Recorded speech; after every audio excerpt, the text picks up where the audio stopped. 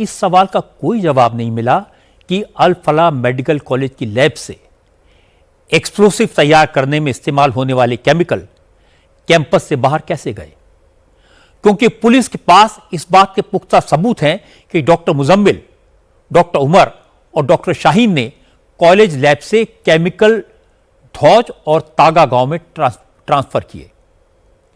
मैंने कल आपको अल फलाह यूनिवर्सिटी के पास धौज और तागा गांव के उन 2 मकानों के बारे में पूरी डिटेल दी थी जिन्हें मुजम्मिल ने किराए पर लिया था, जिन मकानों में 2900 किलो से ज्यादा विस्फोटक जमा किया गया था। जब इन मकानों की हकीकत सामने आई तो गांव में सन्नाटा है। तागा गांव में जिस कमरे को मुजम्मिल ने किराए पर लिया था वो अल फलाह यूनिवर्सिटी की मस्जिद के मौलवी हाफिज मोहम्मद इश्तियाक का था। मोहम्मद इश्तियाक को भी पुलिस अरेस्ट कर चुकी है।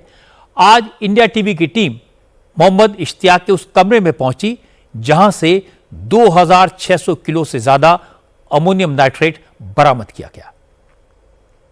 हमारे संवाददाता अभय पाराशर ने बताया कि जिस कमरे में भूसे के ढेर के नीचे एक्सप्लोसिव्स को छुपाकर रखा गया था वो कमरा भी मकान के पीछे के हिस्से में है। लोकेशन ऐसी है जिस पर किसी को शक हो ही नहीं सकता। इस वक्त हम सड़क पर मौजूद है और यहां से आपको दिखाई देगा कि बिल्कुल सुनसान सा ये इलाका है, दूर दूर तक यहां पर कोई मौजूद नहीं है।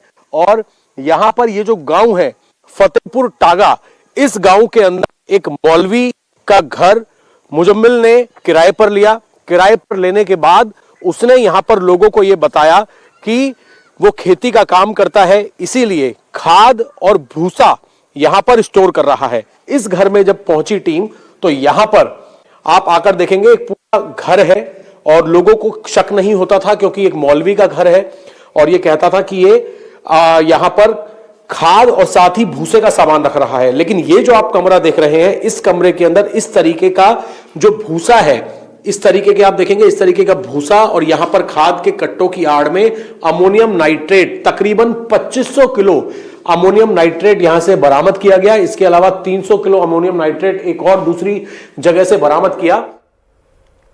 पुलिस ने आज फतेहपुर तागा गांव के लोगों से पूछताछ की है। इश्तियाक के परिवार वालों से भी इस मकान में आने जाने वालों की डिटेल पूछी जा रही है। इसी पूछताछ में खुलासा हुआ कि डॉक्टर मुजम्मिल के साथ डॉक्टर शाहीन भी इस मकान में कई बार आई थी। इश्तियाक की वाइफ ने यह बात कंफर्म की है कि उसके मकान में डॉक्टर शाहीन 3 बार आई थी। वो जब भी आती थी अपने चेहरे को हिजाब से ढककर रखती थी। मुजम्मिल के साथ कुछ देर कमरे में रहने के बाद वापस चली जाती थी। इश्तियाक की वाइफ ने बताया कि मुजम्मिल अल फलाह यूनिवर्सिटी में रहता था, लेकिन इस कमरे में अक्सर आता जाता रहता था। हर बार अपने साथ कुछ सामान लाता था और फिर उसे कमरे में रखकर चला जाता था। लेकिन कभी किसी को यह शक नहीं हुआ कि डॉक्टर मुजम्मिल कमरे में जो सामान जमा कर रहा है वो असल में एक्सप्लोसिव है। लेकिन इश्तियाक के परिवार के दूसरे लोग उसके बचाव में आए हैं। इश्तियाक के ज्यादातर रिश्तेदार नूह में रहते हैं। इश्तियाक के भाई ने कहा कि वो 5 भाई हैं, सब के सब मौलवी हैं, सब के सब मस्जिदों में नमाज पढ़वाते हैं। इश्तियाक भी अल फलाह यूनिवर्सिटी की मस्जिद से जुड़ा था, इसलिए वहां के डॉक्टर ने कमरा किराए पर मांगा तो बिना जांच पड़ताल के दे दिया। यही उसकी गलती है। तो वो मस्जिद है अल फलाह कॉलेज की, वो मस्जिद है कॉलेज की तरफ से ही वो इमाम है वहां पे। अच्छा। तो 20 सालों से वहीं रह रहे हैं, ऐसा कोई मामला नहीं है। बाकी उसमें जो है फतेहपुर में एक जगह ली थी, उसमें मकान बनाए थे 4 कमरे, वो कमरों को किरायों पे उस दिन से किरायों पे चलते थे वो। उसमें से एक कमरा इस डॉक्टर ने भी ले लिया था। पता नहीं कब लिया, ये तो हमें पता नहीं, साल पहले लिया, महीने पहले लिया, कब लिया। उसके बाद में अब हमें पता नहीं उसमें किराएदार क्या कर रहा है। जो बता रहे हैं कि उसमें से कट्टा निकला है, ये लोगों की बात है। सर जो मीडिया जो है वो बता रही है कि उसमें RDX निकला है, कुछ लोग बता रहे हैं कि उसमें कोई और दूसरा केमिकल है। लेकिन पुलिस को इस बात के पुख्ता सबूत मिले हैं कि इश्तियाक ने विस्फोटक बनाने में काम आने वाला फर्टिलाइजर खरीदने में डॉक्टर मुजम्मिल की मदद की। कुछ फर्टिलाइजर नूह से भी खरीदा गया, बाकी रॉ मेटेरियल की खरीद हरियाणा के अलग अलग इलाकों से हुई। इस केमिकल को अपने घर तक पहुंचाने में भी इश्तियाक ने डॉक्टर मुजम्मिल की मदद की। आज दिल्ली पुलिस की स्पेशल टीम ने नूह से एक खाद कारोबारी को हिरासत में लिया। इस कारोबारी का नाम दिनेश सिंगला है। पता चला कि आतंकियों ने सिंगला की दुकान से फर्टिलाइजर खरीदा था और इससे अमोनियम नाइट्रेट बनाया। चूंकि आतंकी साजिश का सेंटर अल फलाह यूनिवर्सिटी और इसके आसपास के इलाके हैं, इसलिए यह यूनिवर्सिटी एनआईए के रडार पर है। आज अल फलाह यूनिवर्सिटी पर एक बड़ा एक्शन हुआ।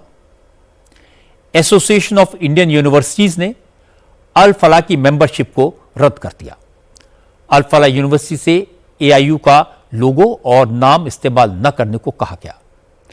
आज यह भी खुलासा हुआ कि अल फलाह यूनिवर्सिटी यह झूठा दावा कर रही थी कि national assessment and accreditation council यानी एनएएसी ने उसे ए ग्रेड रेटिंग दी थी। आज एनएएसी ने साफ किया कि अल फलाह यूनिवर्सिटी ने न तो कभी रेटिंग के लिए अप्लाई किया और न ही उसे कभी रेटिंग दी गई। इस तरह का झूठा दावा करने को लेकर एनएएसी ने अल फलाह यूनिवर्सिटी से जवाब मांगा। नोटिस मिलने के बाद यूनिवर्सिटी की वेबसाइट डाउन कर दी गई। आतंक के इस नेटवर्क की जांच में क्या क्या हो रहा है, क्या क्या जानकारियां सामने आई हैं, इन सब पर इंडिया टीवी के रिपोर्टर्स की पैनी नजर है। इस वक्त दिल्ली से देवेंद्र पाराशर, फरीदाबाद से अभय पाराशर और लखनऊ से विशाल प्रताप सिंह मेरे साथ हैं। सबसे पहले अभय पाराशर के पास चलते हैं। अभय, अब यह क्लियर हो गया कि जो व्हाइट कॉलर टेरर मॉड्यूल है, इसका सेंटर अल फलाह यूनिवर्सिटी था। तो आज की जांच में क्या क्या सामने आया?